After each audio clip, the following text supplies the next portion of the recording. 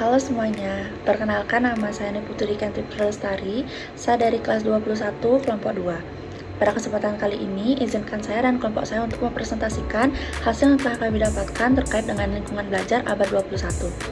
Baik, sebelum memulai presentasi, izinkan saya memperkenalkan nama anggota saya. Yang pertama ada Dista Marta Anggraini dari program studi bimbingan konseling. Selanjutnya ada Putra Audita Gunawan dari program studi bimbingan konseling. Dan terakhir ada saya sendiri, Putri Kantip Lestari dari program studi bimbingan konseling. Nah, adapun materi yang kami bahas pada kesempatan kali ini, yang pertama ada karakteristik utama lingkungan belajar abad 21. Yang kedua, bagaimana teknologi dapat mendukung pembelajaran abad 21. Selanjutnya ada peran teknologi digital sebagai media pembelajaran di era abad 21. Selanjutnya ada apa saja tantangan dalam implementasi lingkungan belajar abad 21 di sekolah. Selanjutnya ada faktor-faktor yang mempengaruhi implementasi lingkungan belajar abad 21. Dan terakhir ada bagaimana peran guru dalam menciptakan lingkungan belajar pada abad 21. Yang pertama, karakteristik utama lingkungan belajar abad 21. Pembelajaran abad 21 dituntut berbasis teknologi untuk menyeimbangkan tuntutan zaman era milenial dengan tujuan nantinya peserta didik terbiasa dengan kecakapan hidup di abad 21. Abad 21 yang dikaitkan dengan era revolusi industri 5.0 memberikan pengaruh luas bagi pendidikan. Guru sebagai kepanjangan tangan dari pemerintah di sekolah-sekolah menerapkan pembelajaran abad 21. Di sekolah-sekolah formal, pembelajaran sudah dituntut untuk menerapkan kemampuan 4C: critical thinking, communication, collaboration, dan kreativitas. Apa itu kemampuan 4C? Yang pertama, critical thinking, berpikir kritis. Kemampuan siswa dalam berpikir kritis berupa bernalar, mengungkapkan, menganalisis, dan menyelesaikan masalah. Kemampuan berpikir kritis biasanya diawali dengan kemampuan seseorang mengkritisi berbagai fenomena yang terjadi di sekitarnya, kemudian menilai dan dari sudut pandang yang dia gunakan. Lalu yang kedua, communication. Untuk nyata keberhasilan pendidikan dengan adanya komunikasi yang baik dari para pelaku pendidikan demi peningkatan kualitas pendidikan. Lalu yang ketiga, collaboration. Mampu bekerja sama, saling bersinergi dengan berbagi dua pihak dan bertanggung jawab dengan diri sendiri, masyarakat, dan lingkungan. Dengan demikian, ia akan senantiasa berguna bagi lingkungannya. Lalu yang keempat, creativity. Kemampuan untuk menghasilkan sesuatu yang baru. Kreativitas peserta didik perlu diasah setiap hari agar menghasilkan terobosan dan inovasi baru bagi dunia pendidikan. Kreativitas membekali seseorang peserta didik yang memiliki daya saing dan memberikan sejumlah peluang baginya untuk dapat memenuhi segala keputusan. Lalu materi yang kedua, bagaimana teknologi dapat mendukung pembelajaran abad ke-21.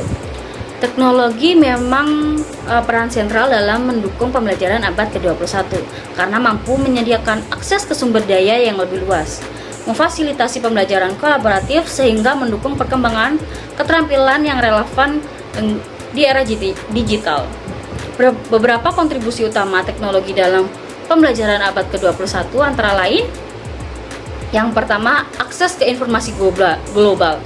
Teknologi memungkinkan akses cepat dan mudah ke informasi dari berbagai sumber di seluruh dunia. Ini membantu siswa untuk belajar secara mandiri dan menggali topik yang lebih mendalam melalui batasan kurikulum tradisional. Lalu yang kedua, pembelajaran berbasis proyek. Teknologi memungkinkan siswa bekerja pada proyek yang lebih kompleks dan kolaboratif, baik secara individu maupun dalam tim. Platform online memungkinkan siswa berbagi ide, bekerja sama secara virtual, dan mendapatkan umpan balik waktu nyata. Lalu yang ketiga, keterampilan teknologi informasi dan komunikasi. Menurut ahli, keterampilan literasi digital menjadi sangat penting di abad ke-21. Teknologi mendukung siswa dalam mengembangkan keterampilan ini, mulai dari penggunaan alat-alat kolaboratif hingga pemahaman tentang keamanan digital. Lalu yang keempat, personal learning. Teknologi mendukung pembelajaran yang dipersonalisasikan dengan platform yang dapat menyesuaikan materi pembelajaran berdasarkan kebutuhan individu siswa. Dengan adanya kecerdasan buatan alias AI dan analisis data, guru dapat memberikan pembelajaran yang lebih efektif dan efisien. Lalu yang kelima, pendidikan berbasis game. Banyak ahli menyebutkan gamifikasi sebagai alat yang efektif untuk meningkatkan keterlibatan dan motivasi siswa. Platform pembelajaran yang menggunakan elemen-elemen permainan dapat meningkatkan partisipasi dan kinerja akademik. Lalu yang keenam, kolaborasi dan komunikasi global. Teknologi memungkinkan siswa berkolaborasi dengan rekan di seluruh dunia. Ini membantu mengembangkan keterampilan sosial dan komunikasi lintas budaya yang penting untuk kehidupan di era globalisasi. Lalu yang terakhir, realitas virtual dan argumen reality. Teknologi ini memungkinkan pengalaman belajar yang lebih mendalam dengan mensimulasikan lingkungan yang sulit dijangkau secara fisik, alias percaya bahwa penggunaan VR dan AR dalam pendidikan dapat meningkatkan kemampuan konsep yang abstrak dan memperkaya pengalaman belajar. Teman-teman, ada yang tahu nggak sih apa saja peran teknologi digital dalam pembelajaran era abad 21? Nah, pada era abad 21 ditandai oleh adanya kemajuan teknologi informasi dan komunikasi. Peran teknologi sebagai media pembelajaran telah menjadi sangat signifikan. Dalam konteks pendidikan, teknologi telah mengubah cara kita dalam mengakses informasi, berinteraksi, dan belajar. Teknologi pendidikan diciptakan untuk memecahkan permasalahan belajar dengan cara memfasilitasi dan memberikan alternatif serta inovasi baru di dunia pendidikan, sehingga dapat mempermudah untuk mencapai tujuan pendidikan. Adanya teknologi memberikan peluang untuk memperluas dan memperkaya pengalaman belajar peserta didik. Di samping teknologi memberikan dampak positif dan negatif, juga memberikan tantangan tersendiri, terutama dalam bidang pendidikan. Ada beberapa peran teknologi digital sebagai media pembelajaran di era abad 21. Yang pertama, yaitu meningkatkan aksesibilitas dan fleksibilitas dan efektivitas pembelajaran. Digitalisasi mempermudah akses informasi dan sumber pembelajaran kapan saja dan di mana saja. Pembelajaran online, rekaman kuliah, dan sumber belajar digital membantu mengatasi batasan geografis dan waktu. Meningkatkan motivasi dan hasil belajar siswa, teknologi juga mendukung pembelajaran yang lebih efektif melalui media interaktif dan kolaborasi online yang memperkaya pengalaman belajar, serta membantu peserta didik memberikan pembelajaran yang lebih baik. Yang kedua, meningkatkan interaktivitas dan keterlibatan siswa. Teknologi menyediakan alat interaktif seperti simulasi video, permainan edukasi, dan platform kolaboratif yang mendorong keterlibatan siswa dalam belajar. Alat ini meningkatkan motivasi kreativitas dan keterlibatan siswa sehingga hasil belajar menjadi lebih baik. Media interaktif dan sistem e-learning berbasis teknologi juga berperan penting dalam meningkatkan partisipasi siswa secara menyenangkan dan efektif. Yang ketiga, mendorong pembelajaran berbasis proyek. Teknologi memfasilitasi pembelajaran berbasis proyek dengan menyediakan alat digital untuk kreasi dan kolaborasi karya siswa. Model pembelajaran berbasis proyek, terutama yang terintegrasi dengan pendekatan STEAM, mendorong kemampuan berpikir kreatif, kritis, dan keterampilan abad 21.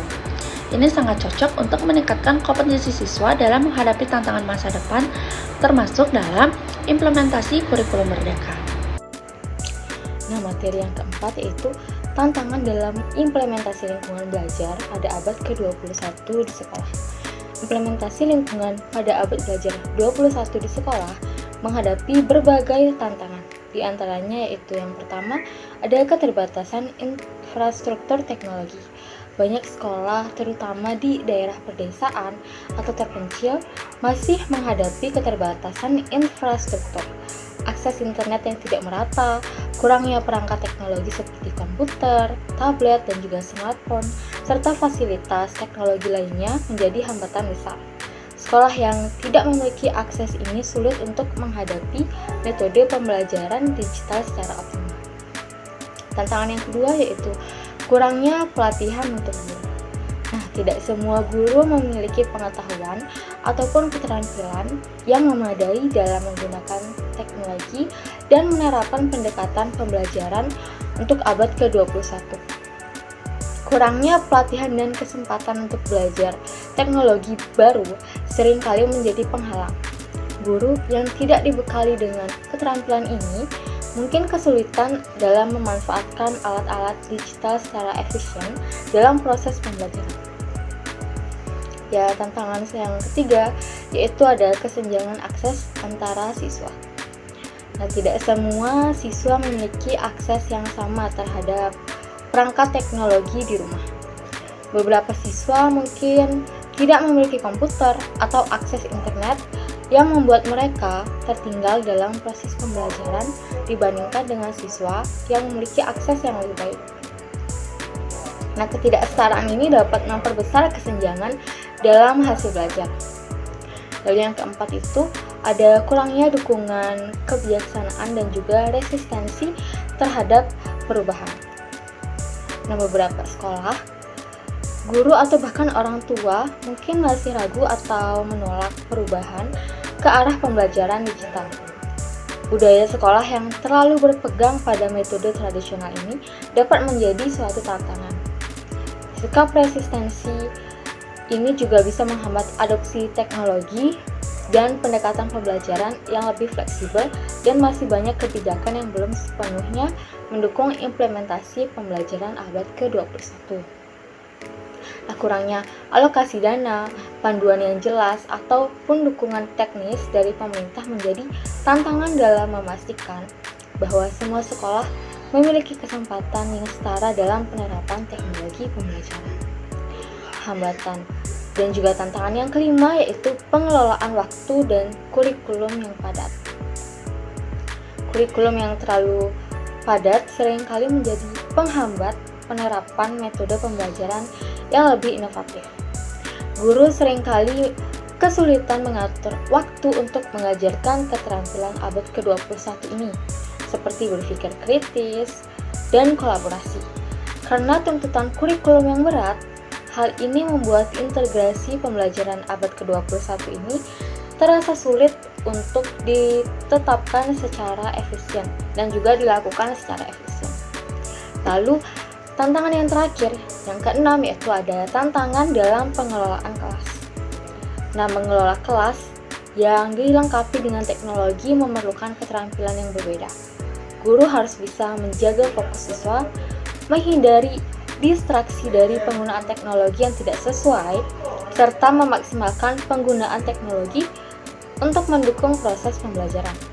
Nah, hal ini menjadi tantangan bagi guru yang belum terbiasa dengan pendekatan ini. Jadi, itu saja tantangan yang ada di dalam pembelajaran era abad ke-21. Materi yang kelima yaitu ada faktor-faktor yang mempengaruhi implementasi lingkungan belajar abad ke-21. Nah, implementasi lingkungan belajar abad ke-21 ini dipengaruhi oleh berbagai faktor yang saling terkait satu sama lain, mengalami perubahan besar dalam cara kita melakukan proses pendidikan. Perubahan-perubahan ini tidak hanya melibatkan teknologi, tetapi juga cara berpikir, tujuan pendidikan, serta keterampilan yang dibutuhkan oleh generasi masa kini. Nah, di era ini, lingkungan belajar tidak lagi terbatas pada ruang kelas fisik yang statis, tetapi telah berkembang menjadi lingkungan yang berbasis teknologi. Nah, ada beberapa faktor nih yang mempengaruhi implementasi lingkungan belajar pada abad ke-21 ini, yaitu yang pertama ada teknologi dan infrastruktur. Di era digital, teknologi memainkan peran penting dan juga sentral dalam pembelajaran. Ketersediaan perangkat elektronik seperti komputer, tablet, dan akses internet yang stabil sangat mempengaruhi efektivitas pembelajaran. Sekolah dan lembaga pendidikan yang memiliki infrastruktur teknologi yang baik dapat lebih mudah menerapkan metode pembelajaran modern. Lalu yang kedua itu ada kompetensi guru dan dukungan orang tua. Guru yang kompeten dalam menggunakan teknologi dan juga metode pembelajaran interaktif sangat penting untuk menciptakan pengalaman belajar yang relevan. Guru itu harus menguasai literasi digital, mampu memfasilitasi kolaborasi, dan mendorong siswa untuk berpikir kritis dan kreatif. Peran orang tua juga dapat mendukung pembelajaran di rumah juga sangat penting. terutama dalam penggunaan teknologi. Kolaborasi antara guru dan juga orang tua dapat membantu siswa menyesuaikan diri dengan metode pembelajaran yang lebih mandiri dan interaktif. Lalu yang ketiga ada kurikulum dan lingkungan kelas yang inklusif. Kurikulum harus mampu menyesuaikan dengan kebutuhan abad ke-21 ini, dengan fokus pada pengembangan keterampilan seperti berpikir kritis, kolaborasi, komunikasi, dan juga kreativitas. Kurikulum yang dinamis membantu siswa mempersiapkan diri menghadapi tantangan dunia kerja di masa depan. Lingkungan belajar juga harus inklusif, memastikan semua siswa termasuk yang memiliki kebutuhan khusus dapat berpartisipasi aktif. Pembelajaran yang menghargai perbedaan individual dalam gaya belajar dan latar belakang juga sangat penting untuk mencapai hasil yang optimal. Lalu yang terakhir itu ada akses ke sumber daya belajar dan dukungan dalam pendidikan. Nah, materi ajar yang relevan dan beragam itu sangat membantu dalam proses pembelajaran. Akses ke sumber daya digital seperti e-book, video pembelajaran, dan juga platform kolaboratif dapat meningkatkan kemandirian belajar siswa serta memperluas pengetahuan mereka. Kebijakan pemerintah yang mendukung penggunaan teknologi dan inovasi dalam pembelajaran juga memainkan peran krusial. Investasi dalam pelatihan guru, peningkatan infrastruktur, serta penyediaan dana untuk pembelajaran digital mandiri menjadi salah satu faktor penentu keterlibatan yang juga keberhasilan implementasi belajar di abad ke-21 ini. Nah, selanjutnya adapun peran guru dalam pembelajaran abad 21, yaitu pada pembelajaran abad 21 menuntun guru memiliki berbagai kemampuan dan keterampilan, termasuk penguasaan pedagogi, inovasi, psikologi pembelajaran, keterampilan konseling, serta kemampuan memanfaatkan teknologi dan media baru. Guru juga harus mengikuti perkembangan dan kebijakan kurikulum, merancang pembelajaran, dan tetap menanamkan nilai-nilai kepribadian yang baik. Peran utama guru adalah membekali siswa dengan keterampilan abad 21 seperti kreativitas, berpikir kritis seperti Hobbes, dan kemampuan belajar sepanjang hayat. Guru berfungsi sebagai teladan dalam kepercayaan, ketekunan, dan komitmen, serta mendorong siswa untuk bekerja sama, mengidentifikasi masalah, dan membangun pengetahuan baru. Guru juga diharapkan menerapkan 4 pilar pendidikan UNESCO, belajar untuk mengetahui, melakukan, dan menjadi, dan hidup bersama. Guru diharapkan mampu dan dapat menyelenggarakan proses pembelajaran yang bertumpu dan melaksanakan 4 pilar belajar yang dianjurkan oleh Komisi Internasional UNESCO untuk pendidikan, yaitu yang pertama ada learning to know, yang kedua learning to do, yang ketiga learning to be, and learning to live together. Yang pertama ada learning to know, di mana belajar mengetahui merupakan kegiatan untuk memperoleh, memperdalam, dan memanfaatkan materi pengetahuan. Penguasaan materi merupakan salah satu hal penting bagi siswa di abad 21. Siswa juga harus memiliki kemampuan untuk belajar sepanjang hayat. Hal ini berarti siswa secara berkesinambungan menilai kemampuan diri tentang apa yang telah diketahui dan terus merasa perlu memperkuat pemahaman untuk kesuksesan kehidupannya kelak. Siswa harus untuk selalu belajar ketika menghadapi situasi baru yang memerlukan keterampilan baru. Pembelajaran di abad 21 hendaknya lebih menekankan pada tema pembelajaran interdisipliner, 4 tema yang khusus dan relevan dengan kehidupan modern, di mana yang pertama yaitu ada kesadaran global, yang kedua ada literasi finansial, ekonomi, bisnis, dan kewirausahaan, yang ketiga ada literasi kewarganegaraan, dan yang keempat ada literasi kesehatan. Tema ini perlu dibelajarkan di sekolah untuk mempersiapkan siswa menghadapi kehidupan di dunia kerja di masa mendatang dengan lebih baik. Yang kedua ada learning to do, agar mampu menyesuaikan diri dan beradaptasi dengan masyarakat yang berkembang dengan cepat. Maka individu perlu belajar berkarya, di mana siswa maupun orang dewasa sama-sama memerlukan pengetahuan akademik dan terapan, dapat berhubungan dengan pengetahuan dan keterampilan kreatif dan adaptif, serta mampu mentransforma semua aspek tersebut ke dalam keterampilan yang berharga. Yang ketiga ada learning to be, di mana keterampilan akademik dan kognitif memang keterampilan yang sangat penting bagi seorang siswa. Namun, merupakan salah satu keterampilan yang diperlukan siswa untuk menjadi sukses. di mana siswa yang memiliki kompetensi kognitif yang fundamental merupakan pribadi yang berkualitas dan beridentitas, di mana siswa seperti ini mampu menanggapi kegagalan serta konflik dan krisis, serta siap menghadapi dan mengatasi masalah sulit di abad ke-21 secara kursus. Generasi muda harus mampu bekerja dan belajar bersama dengan beragam kelompok dalam berbagai jenis pekerjaan dan lingkungan sosial, dan mampu beradaptasi dengan perubahan zaman. Dan yang terakhir adalah learning to live together. Berarti, bukti menunjukkan bahwa siswa yang bekerja secara kooperatif dapat mencapai level kemampuan yang lebih tinggi.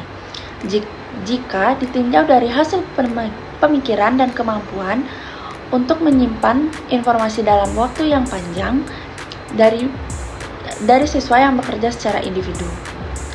Belajar bersama akan memberikan kesempatan bagi siswa untuk terlibat aktif dalam diskusi, senantiasa memantau strategi dan pencapaian belajar, dan menjadi pemikir yang kritis. Baik, sekian pemaparan materi dari kelompok kami. Kami mohon maaf sebesar-besarnya jika ada kesalahan kata. Akhir kata kami ucapkan terima kasih.